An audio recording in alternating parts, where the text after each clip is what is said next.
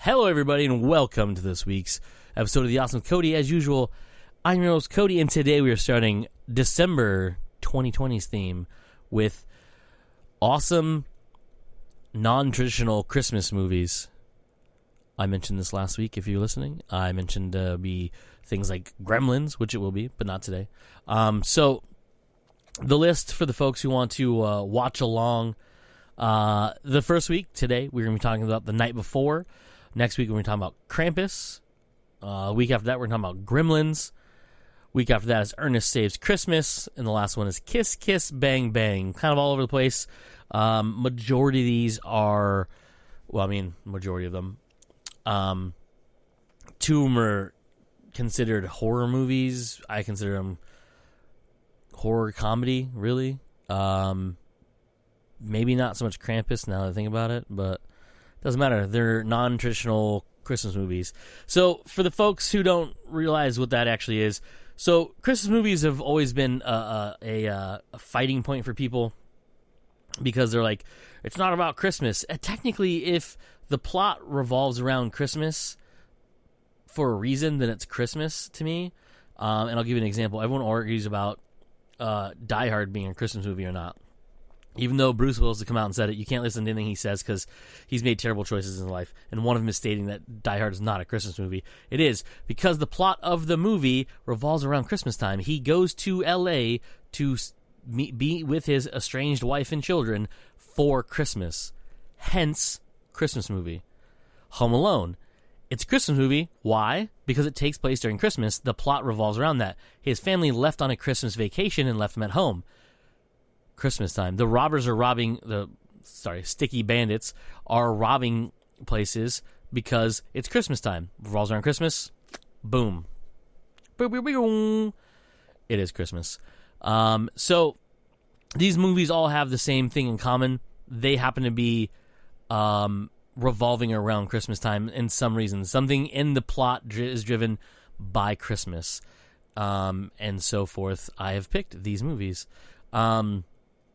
So first up is 2015 American Christmas comedy stoner film, as it's said on the internet. It's called. It is directed by Jonathan Levine, I believe, or Levine. I'm not too sure how to say his name, and I'm terrible at names in general. It is written by Levine himself, or Levine. Again, don't know how to say names. Evan Goldberg, Kyle Hunter, and Ariel. Ariel. Is it Ariel? Ariel Shafir? I don't know how to say his name. Anyhow, so it is produced by Evan Goldberg, Seth Rogen, and James Weaver. Those three gentlemen, especially Evan Goldberg and Seth Rogen, have brought many things to life. They have a very fruitful relationship together. Everything from, you have Superbad, you have Jay and Seth versus the Apocalypse, Pineapple Express, The Green Hornet, Goon.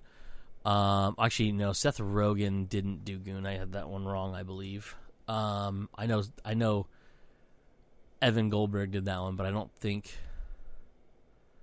that one was produced by Seth Rogen. No. But their good friend, Jay Baruchel, or whatever his name is, he was part of that. Anyhow, but also The Interview, This Is the End, The Night Before, obviously, Sausage Party, and TV show-wise, The Boys on Netflix, or on Amazon. They also did Preacher on AMC. And I believe that's all the things they did together that I think I know of. But, yeah, very lucrative two gentlemen together.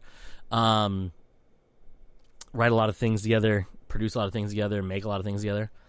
And so on and so forth. So, Jonathan Levine, I think that's his name, has directed a few movies. Number one that I know of, because I don't think I've ever seen All the Boys Love Mandy Lane, but the ones I do know of is The Whackness, which was a coming-of-age movie from 2008, He had 50-50, starring Joesph Gordon-Levitt and Seth Rogen. You have Warm Bodies, which was well, it's called an American paranormal romantic zombie comedy, which is ridiculous of a genre punch for you, but whatever. And it's basically Romeo and Juliet, but with the zombies. And it stars Nicholas Hoult and Teresa Palmer in that one. He did the movie or the TV show Rush on USA that was around for one season. The night before, he produced, did not write or direct this movie because it's terrible. It's called Mike and Dave Need Wedding Dates. It is a horrendous movie. Then he did Snatched, which I have not seen. And then his last one is Long Shot, which was actually pretty funny. That had Seth Rogen and Charlize Theron in it. Pretty funny movie. He directed that one and produced it as well. So yeah, it's Jonathan Levine, whatever you say his name. Evan Goldberg, I went over already. Huge list of awesome things. Wrote an episode of Simpsons that should make Mike happy. If you want to watch it, it's Homer the I guess you could say, I think it's Whopper, but it is the 21st season.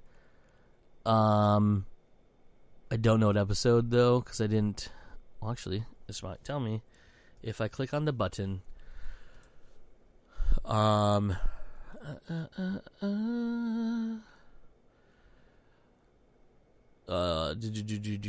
it tell me what episode it is? I know what season it's in. It's episode 1 of season 21.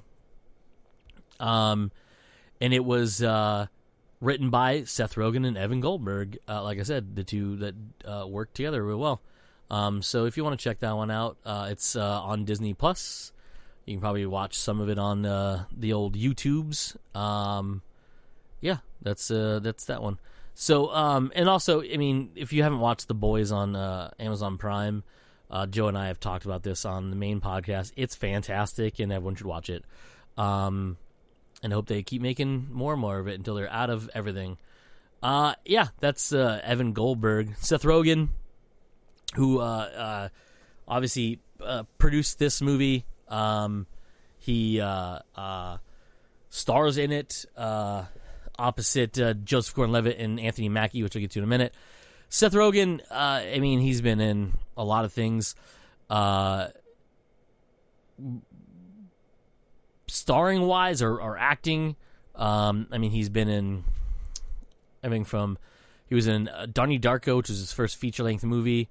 All the way, I mean, he's done, so many things.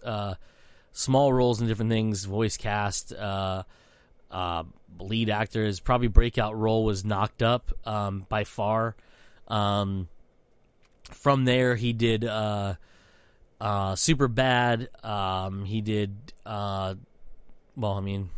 he made a cameos in Step Brothers, but he was in Pineapple Express, Zack and Miri Make a Porno, Fanboy. Well, I can't say he's starred in Fanboys, but he's in that one. Observe and Report. He did The Green Hornet, Paul, 50-50. I mean, he's done a ton of movies. TV-wise, Freaks and Geeks, or Undeclared, was the first big one that he wrote for. Freaks and Geeks was his premiere or his debut. He was in 14 episodes of that, and it's 2 seasons that it ran on way back in the day, in 2000 or 1999 and 2000 on NBC. Then he did Undeclared, which was the pseudo sequel to Freaks and Geeks, which was aired on Fox. Created by Judd Apatow, who was also the creator of Freaks and Geeks. Well, actually, no, sorry. Paul Feig was the creator of Freaks and Geeks. Judd Apatow was the executive producer of that show, and it led into them making Undeclared on Fox. He was in. Let's see. He didn't do a whole lot of... he did spots of different things. Like, he was on a couple episodes of The League as Dirty Randy. The Kroll Show, which is the Nick Kroll Show. He was on an episode of Broad City. He's been in a handful of episodes, different things, but definitely, obviously, acting is his big thing. Voice acting as well as on camera, because he's done like Kung Fu Panda series. He plays Mantis. He was in Monsters vs. Aliens in the short film they did called Bob's Big Break. He was in Horton Hears a Who. He played Morton the Mouse. Spiderwick Chronicles. Well, obviously he was a voice in Sausage Party. He was the voice of Pumbaa in the new Lion King movie, the photorealistic, I can't call it live action, photorealistic Lion King movie. So, Seth Rogen's done a lot of stuff. Joesph Gordon-Levitt. Joesph Gordon-Levitt has a pretty long career of movies. Some of the biggest ones, some of my favorites would be Brick. The Stop Loss was a good one. 500 Days of Summer. What else? Inception, 50-50. 10 Things I Hate About You. He was in Halloween H20, H2O, whatever you want to call it.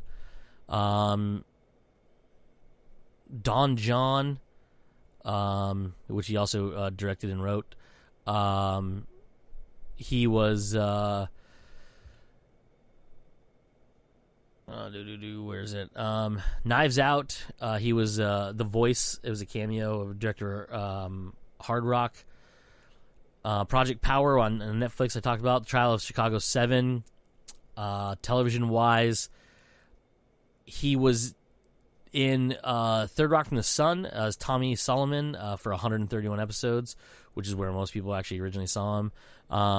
He does his own thing now on the, well, he still does acting too, but he has his own thing called Hit Record, which is a collaborative music, entertainment thing what he does with where people can submit stuff and then they'll post it, as well as they'll collaborate with other people to make different art out of stuff. It's pretty cool. Pretty fun thing. And then a handful of episodes of different things. He was host on Saturday Night Live twice. He was in 4 episodes of Roseanne. He was on LA Law for an episode, 13 episodes of a show called The Powers That Be, which was on NBC in 92. He was a youngster then. He was on an amazing episode of Lip Sync Battle that he did with Anthony Mackie as part of a promo for the night before, which is pretty cool. But yeah, that's Joesph Gordon-Levitt. He's been in a ton of things, and he's awesome. Dark Knight. And I mean, I guess Dark Knight Rises would be one of the bigger ones he was into. And Looper, I forgot about that one. I skipped over that one for some strange reason. But yeah, a lot of things in there. A lot of things. Anthony Mackie has been a lot of different things. He's been in his first movie role was in 8 Mile. He was in big roles. I would say $1 Million Baby was a big one. Freedom Land. We Are Marshall. Eagle Eye. It was a pretty big role in Eagle Eye, right? The Hurt Locker obviously was one of his bigger ones that really got him known. He played Tupac Shakur in Notorious. He was in Real Steel as Finn, a smaller character, but he's in that one. Pain and Gain was a really good one. Captain America: Winter Soldier obviously plays Sam Wilson, Falcon, in all the newer Avengers movies, as well as in the upcoming television program. Let's see what else. Big ones. Oh, 999. He was in that one. That's the one if you haven't seen. It is on. Well, it's on a lot of things, but it was in 2016. Has a ton of people in it. It's like Casey Affleck, Aaron Paul's in it. Clifton Collins Jr.'s in it. Norman Reedus, Teresa Palmer, Gal Gadot is in that. What's his name? I can't ever say his name properly. It's Chiwetel Ejiofor, I believe. I don't know terrible names if they're not really easy. He was in my cousin's movie, Synchronic, that we talked about on the main podcast. He's been in, he's going to be, like I said, upcoming limited series, as they call it, on Disney Plus, Falcon and the Winter Soldier. He was in the second season of Altered Carbon. He was on an episode of Black Mirror. He's done what else? There's gonna be some other stuff I'm missing in that run. In his Avengers run, he had a bunch of smaller movies. Well, smaller movies. He had other movies that weren't as obviously big as the Avengers stuff and the Marvel stuff. There's something. There's a Netflix movie called I.O., which is a pretty cool movie. These stars opposite Margaret Qualley and Danny Houston's in that one. Yeah, that's Anthony Mackie. He's Winter Soldier. Or Winter Soldier. He's Falcon in the Winter Soldier. Falcon and the Winter Soldier. But yeah, check that out. That's pretty cool. Next up, Lizzie Kaplan, who was also oddly in a Marvel project. There's a short film that was part of the. I want to say it was. Is it Iron Man 2? Or was it Iron Man 3? I don't remember which one it was now. But she was in a short they did on one of the Blu-rays.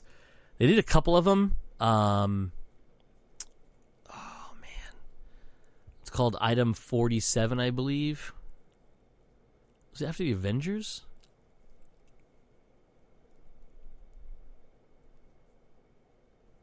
Oh, it was Avengers, yeah. Okay, it was Avengers. Sorry, not Iron Man. The Avengers movie. Yes, that was pretty cool. Movie-wise, Orange County. She played a girl. She played a character named Party Girl. Mean Girls. She was in that one. Cloverfield is where I think I recognize her, or first recognize her from. Hot Tub Time Machine. 127 Hours. There was let's see, The Interview. She was Agent Lacey in that one. Night Before. Disaster Artist. She played actually herself in that. Then TV wise, nothing. No long stints of anything. Couple handfuls of episodes of different shows. One of my favorites is True Blood. She was in that one for like 6 episodes. She was on New Girl for 4 episodes. She was dating Nick for a little while. She was a lawyer. She was in 3 episodes of The League, which is awesome as well. She played Rebecca Ruxin, who is Ruxin's sister. And she was on an episode of The Simpsons in 2017 called Camp Crustier. She was most recently on Castle Rock. She played Annie Wilkes in the 2nd season. She was in Das Boot remake. I forgot about that. That's a good one too. Well, I haven't seen the show. I should say I've seen the movie. I haven't seen the reboot. Is it considered a reboot? It's an adaptation of the book. I know that much. But in Castle Rock, she played Annie Wilkes, made famous originally by Kathy Bates in a movie called Misery, based on a Stephen King book of the same name. And she did an amazing job in Castle Rock as Annie Wilkes, and it was pretty awesome. And then she's on a show called Truth Be Told on Apple Plus that premiered last year, and I believe has a second season coming up soonish. But yeah, that's Lizzie Kaplan. Next up is Jillian Bell. Jillian Bell, most famously, is from Workaholics on Comedy Central, where she played. She played by her name, Jillian Belk, for 44 episodes.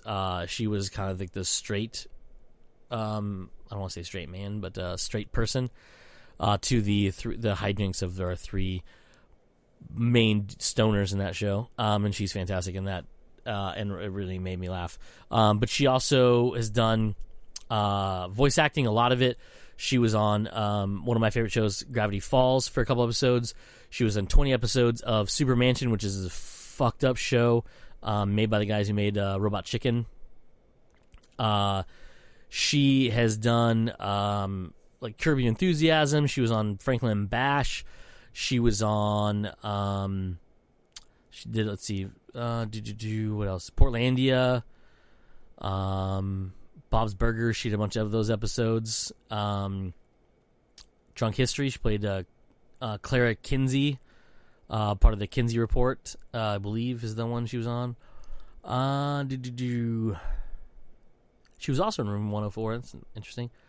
She was on an episode of Archer, so that's cool.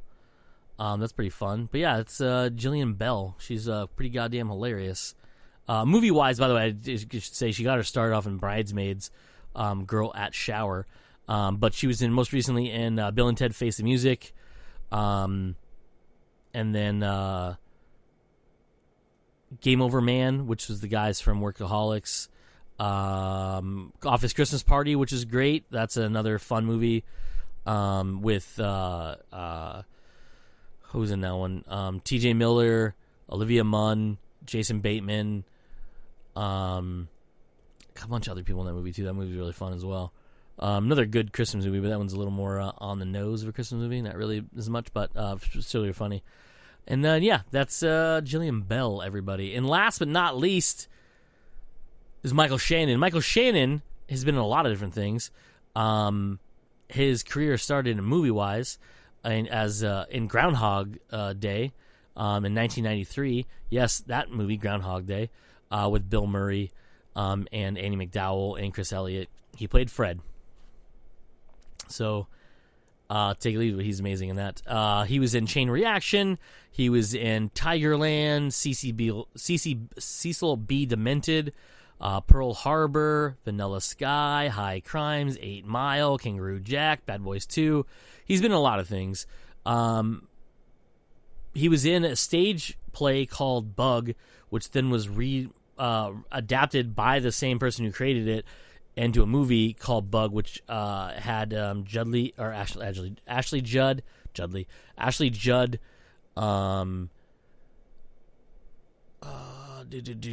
Brian F. O'Brien was in that one, Lynn Collins, but he reprises his role as Paul in that movie. It's pretty, or not Paul, Peter something or other, Peter Evans. I had to look it up. It was a good movie. It's a funny, pretty crazy movie too. And I've never seen the play, obviously, but the movie is really fun. Saw it at AMC Deer Valley on a whim one time, and that shit fucked me up. It's about drugs and shit like that. It's pretty fun. He's been in so many movies, ridiculous to even try to bring up. Knives Out, obviously, he played Walt Thromby.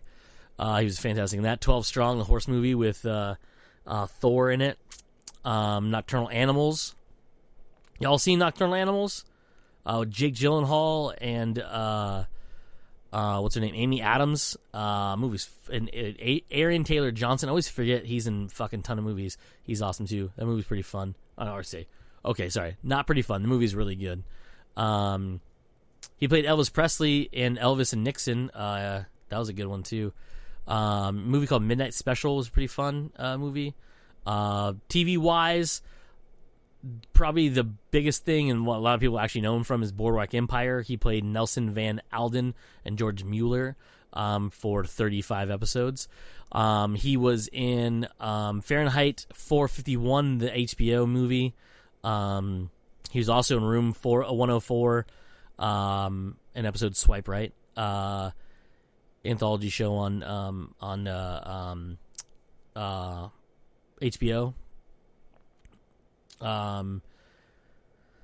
Let's see, theater-wise, oh my god, he's been in so many things in the theater too.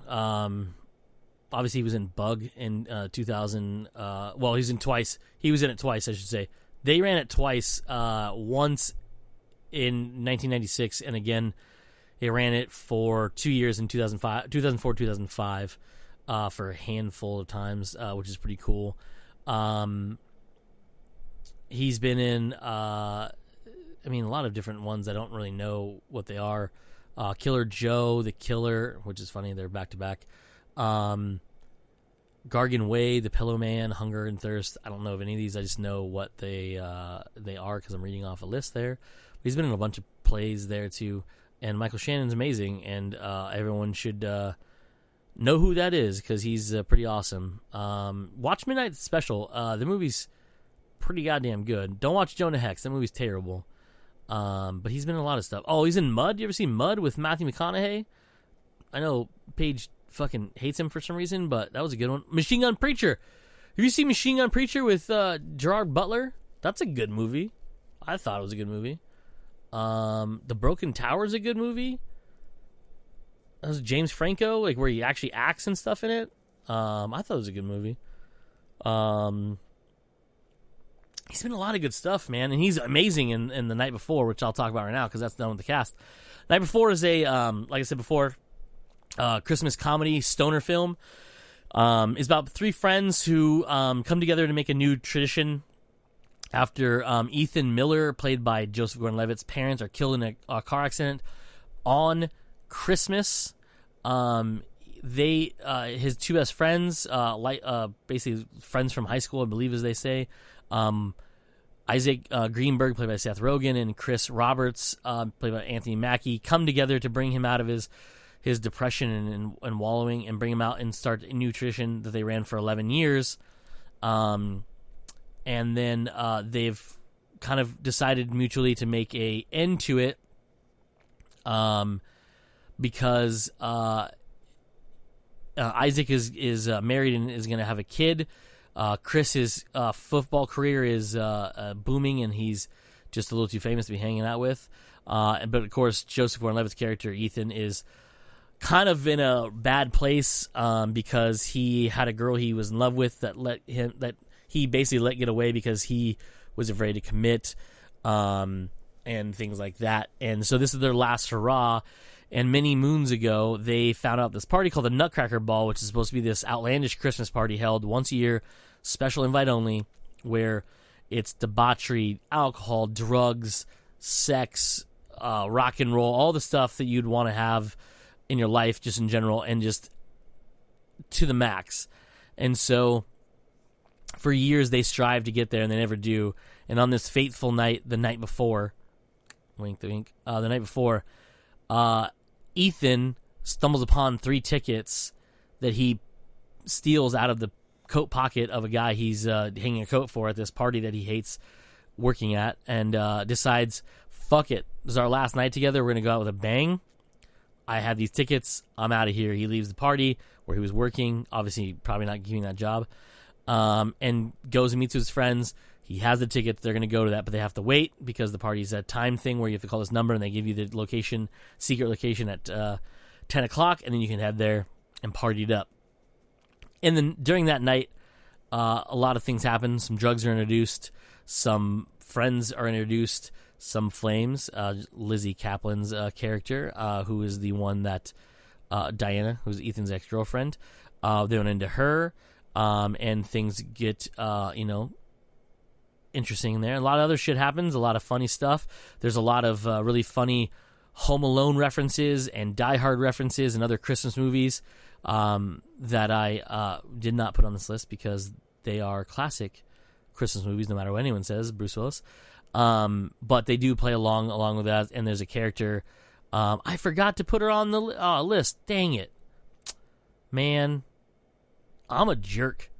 I did not actually include her. That's dumb. Ilana Glazer of Broad City fame plays Rebecca Grinch, who is the, I would almost say protagonist, or antagonist in this, to our three stoner protagonists, and wreaks havoc on them and teaches them a lesson, but does it Christmas movie style. It's pretty fun. But yeah, so that's it. Some other cameos in there. Miley Cyrus makes a cameo. James Franco as himself makes a cameo. Baron Davis makes a cameo. Baron Davis is a basketball player. Bunch of different, a lot of different people in this. But yeah, that's about it, you know. Is he a football player in this? He's a football player, right? I didn't mistake that. Or is he a basketball player in this? No, he's a football player. Yeah. Anthony Mackie's character plays a football player. I don't know why I was like, spacing on what it is. Anyways, yeah. So watch it, check it out. I own it on iTunes, so that's how I watched it, but I'm sure you can find it somewhere. If it's not on Netflix or Amazon Prime or something, you can spend a couple bucks to rent it or buy it. Extremely funny, very heartfelt movie as well. A lot of emotions around it. I'm not going to ruin it. I'm not going to go over it. I've already gone over my time. But it's a good time, and you all should check it out. It is called The Night Before from 2015. And that's it for this week's episode, everybody. Tune in next week when I will be talking about one of the next 4 movies. I think I have this order pretty much set in stone. So most likely next week will be Krampus, then it'll be Gremlins, Ernest Saves Christmas, and Kiss Kiss Bang Bang. So tune in the next few weeks to hear all about those movies, who's in them, what it's about, how much I enjoyed them, and why they're Christmas movies. And that's it, everybody, for this week's episode of The Awesome with Cody. As usual, I am your host, Cody, and like I always say at Entities, let's be awesome.